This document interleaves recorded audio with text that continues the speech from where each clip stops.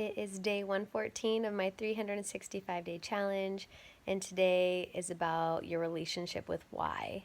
And this has been something that I've been digging into the last week or so, even more so today because I was really working on clarity and getting coaching around that. What do I want? Who am I? Like, what is my purpose? And how clear I am in that. And the more clarity that we have, it really gives you the pathway and what are the next steps. So, again, it's like getting that crystal clear vision will help guide you into what are the next steps. And it makes it a lot easier to make moves and see really just like the path or the roadmap that it's going to take for you to get there. And when we have that clarity, it's really awesome. And what really pushes us to move outside of feeling good or, exterior motivations is remembering why you're doing what you're doing. There's a great book called Start With Why, and that's really where I kind of started to dig into that with Simon's work. And he also has a really great TED Talk. And so many great companies like Disney and Southwest and Apple, they were companies that have a super strong why, and the why is what drives them to continue to do what they do. And it's so much further beyond than just creating a cool phone or, having an airplane and an airline that does really well. It goes beyond just let's have rides and a cute little mouse to run around the park and make some movies. It digs into really shifting the world, creating disruption in industries, and at the same time, like living for almost like a culture.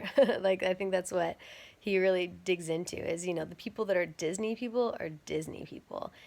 People are Apple or they're not, and it starts to get into lifestyle. It starts to get into the emotion of people, and that's why a lot of those companies have done so well. And it's because they've led with the why, which is an emotional thing as well of really wanting to be a game changer in whatever field that you're doing.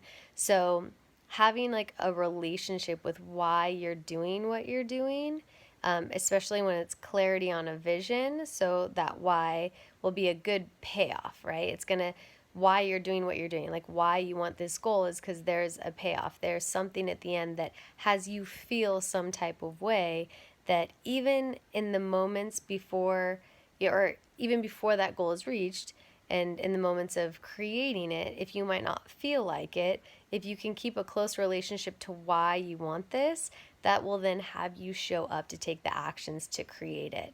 The Rock, like he's amazing, and he's kind of known for that. It's the idea of even if you don't feel like going to the gym, he's like, I'm gonna get to the gym, and that was his priority. Like his why is so strong. I don't know exactly what his why was, but it was obviously so strong that it's created the career that he's had. He it's kind of like known as like this big buff dude with this really dope mindset, and he's just always training. Like it's like he's physically training his body, mentally training his body.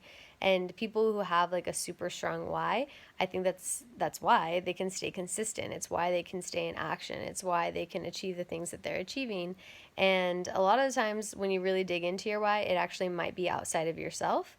It might be because you want to shift something in the world, or there's something like greater beyond than just wanting to have a nice car or whatever. But it's like, why?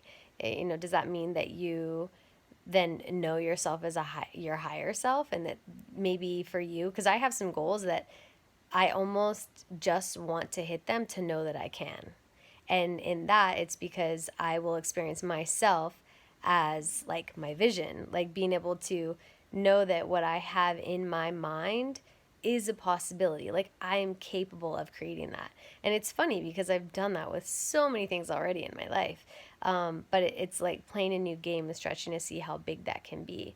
And a lot of my why is to want to, I feel like in some ways I see life in a certain paradigm, and I have a certain lens that I look through, and I want to be able to share that with people because I experience freedom and I experience fun and happiness and joy and so much gratitude in my life. And if I can offer a certain perspective by sharing who I am or why I do what I do, then I hope that that can make life a little bit easier for someone else, and then they can start to step more into their power. And that feels like that's something that is a calling for me. And again, like I was saying, I'm working on all the clarity around what I'm creating and like who I'm being and what my purpose is. And so for me, that's also really digging into, why do I want these things? Like, why is this on my heart? And when I understand what's motivating me on the days that I don't feel motivated to do it, I can lean into that and I can remind myself. And those are the things that will like push you through the fire and push you to do the things you don't want to do. And, push you to a new level when you're like, oh, I'm tired or blah, blah, blah, or whatever. And you are born into a new human, right? And you let go of old ways that no longer serve you. They were great for the time. And now we're like literally pushing through, being the butterfly that's like in the cocoon, and you're like breaking through, and you're no longer a caterpillar. And it was great being a caterpillar. And if you weren't a caterpillar, then you wouldn't be able to have the wings that you have now. But now it's time to be a butterfly, right? So that is my day. What is it? 114. Your relationship to your why. Build on it, think about it, question it, observe it, just see what's there. All right, bye guys.